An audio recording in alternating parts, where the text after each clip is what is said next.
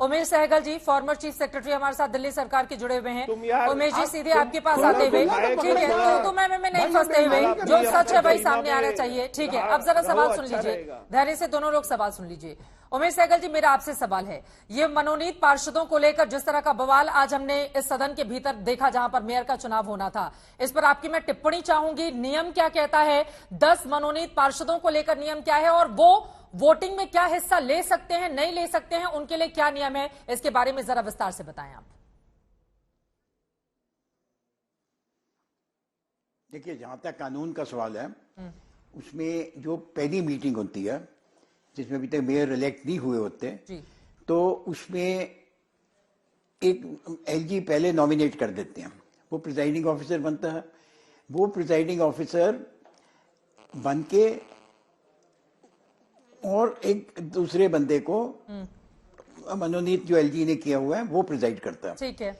जब इलेक्शन हो जाएगी मेयर की, तो फिर मेयर प्रिजाइड किया करेंगे। तो अभी ये स्थिति है कि मेयर की इलेक्शन होनी है।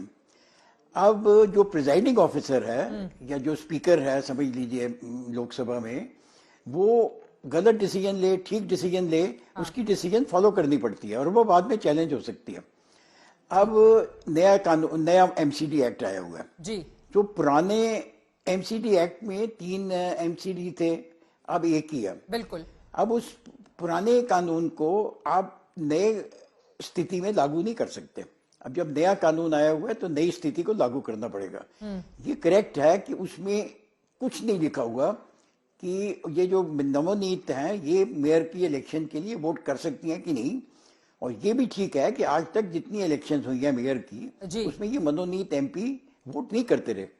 मगर उसमें परंपरा ये भी कुछ नहीं लिखा हुआ कि जो कुछ लिखा हुआ नहीं है। बोल रहे हैं। हाँ, आप ये कह रहे हैं ये सिर्फ परंपरा के नाम पर ऐसा होता रहा है, लिखित में कुछ नहीं है।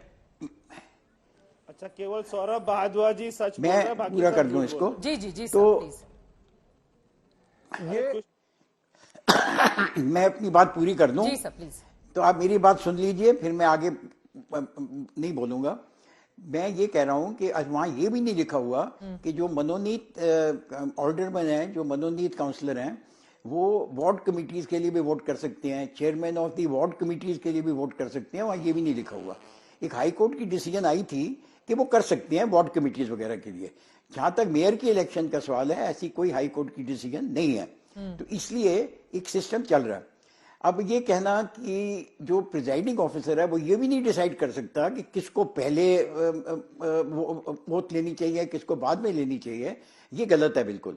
जो कोई पहले ले बाद में ले, इसके कोई फर्क नहीं पड़ता, क्योंकि जब तक सब मेंबर्स वोट नहीं ले लेते तब तक इलेक्शन नहीं होती। नहीं हो सकता। तो इलेक्शन के सबको वोट लेने देते, कौन पहले ले रहा है कौन बाद में ले रहा है, वो प्रिजाइडिंग ऑफिसर की डिसीजन है और वो फाइनल है। और कहीं नहीं लिखा हुआ कि वो एज से जाएगा या पुराने से नए जाएगा, ऐसा कुछ नहीं लिखा हुआ उसमें। तो अगर वो 10 मेंबर्स को, जो नॉमिनेटेड मेंबर्स हैं, पहले वोट ले रहा है, उससे ये अंदाजा नहीं लगाया जा सकता कि उनको वो वोटिंग के लिए अलाउ कर देगा मेयर की इलेक्शन के लिए। ठीक है। अब वो यहाँ तो आगे हो ही नहीं पाया, तो इसलिए कहना बड़ा मुश्किल है। बट मैं ये कह रहा हूँ कि जो लिखा हुआ है वो वार्ड कमिटीज का भी नहीं लिखा हुआ।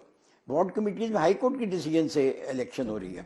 तो ये भी अगर मान लीजिए प्रिजाइडिंग ऑफिसर की डिसीजन गलत हो जाती है और वो इनको वोट देने देते हैं, तो ये चैलेंज हो सकती है डिसीजन, ये कोर्ट में चैलेंज हो सकती है।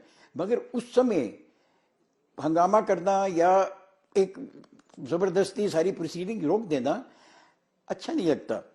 तो अब पहले ही डिसाइड कर लेना कि हाँ हाँ उनको वोट दे दी जाएगी, कैसे आप अज्यूम कर सकते हैं? बिल्कुल। अब आपका डर है, आपका डर है, आपका भय है कि शायद उनको वोट देने के लिए ही उनकी सबसे पहले कराई जा रही है। तो ये तो नहीं कहा प्रिजाइडिंग ऑफिसर ने कि पहले जो वोट लेगा वो वोट करेगा, ऐसा तो कुछ नहीं कहा। अगर कहा है तो वो चैलेंज हो सकती है वो डिसीजन। तो ऐसा कुछ नहीं कहा जहां तक मुझे पता है, मेरी आई एम रॉन्ग। बिल्कुल। तो आपको ये सारा, जब वार्ड कमिटीज है, ये कहाँ लिखा हुआ है? वो हाई कोर्ट की डिसीजन अगर नहीं आती तो ऑर्डरमैन वहां भी वोट नहीं कर सकते थे। तो वो तो बैठे होते सिर्फ एक डिस्कशन करने के लिए। अब इसी तरह कई जगह मनोनीत एमपी होते हैं, जिस तरह राज्यसभा में भी मनोनीत एमपी हैं, लोकसभा में भी एक एंग्लो इंडियन और ये और वो होते हैं। ये क्लियर है कॉन्स्टिट्यूशन में कि उनको किस जगह में वोटिंग राइट है, कहाँ वोटिंग राइट नहीं है। एमसीडी एक्ट में ऐसा कुछ नहीं है। अब आपका एमसीडी एक्ट में उन्होंने एक मेजर चेंज कर दिया है। वो चेंज ये कर सौरभ दिया है जी, कि एक बार दिल्ली बात हो जाए गवर्नमेंट का सबकी। जो रोल था पहले हाँ। वो खत्म कर दिया है। जी वो रोल खत्म कर दिया है और सारा रोल उन्होंने पावर एलजी को दे दिया है। अब वो गलत है एक्ट, वो ठीक है, मेरा ख्याल वो चैलेंज किया गया है कोर्ट में, तो जब भी कोर्ट डिसाइड करेगी तो फाइनल डिसाइड हो जाएगा। जब तक वो नहीं स्टे होता या जब तक वो एक्ट है उसको फॉलो करना पड़ेगा। अब बाद में आप अज्यूम कर लीजिए कि ये होगा ही होगा, जी। ऑल्डरमैन को वोट देने देंगे, हाँ। ये मेरे मुताबिक बहुत अच्छा नहीं है। ठीक है। होने देते सारी, चलिए उनकी ओथ पहले होगी तो क्या हुआ, उनको कोई राइट तो नहीं मिल गया वोट करने का। ऐसा तो प्रिजाइडिंग ऑफिसर ने कहा कि मैं इनको अलाउ कर दूंगा। बिल्कुल सर। ट्रू है हाँ। कि वो बाद में अलाउ कर सकता है, बिल्कुल। क्योंकि उसके पास वो प्रिजाइड कर रहा है, अलाउ कर सकता है, पर ये जूम करना कि वो कर देगा, ये बहुत ये बड़ी fair बात नहीं आपकी ओर से कही गई है। ये fair विनोद जी, नहीं मैं है, फौरन दिल्ली के आपके लोगों पास के लिए आऊंगी, fair नहीं है। लेकिन यहाँ पर फिर तो आम आदमी चित्रा पार्टी जी, के मैं सारे आपकी बात दावे कर दूं? धराशायी हो जाते हैं। चित्रा सौरभ जी। भारद्वाज जी, अगर कुछ लिखित में है चित्रा नहीं, जी, परंपरा के नाम चित्रा पर सब जी, कुछ चलता हुआ चित्रा जी, चला आ मैं रहा है अपनी और बात- उसको एज्यूम करके हंगामा कर देना चित्रा जी। सदन के भीतर। अब जी। सर तो बीजेपी के हैं नहीं, उनकी जी, बातें तो चित्रा कम जी। से कम मानेगी ना आम आदमी पार्टी।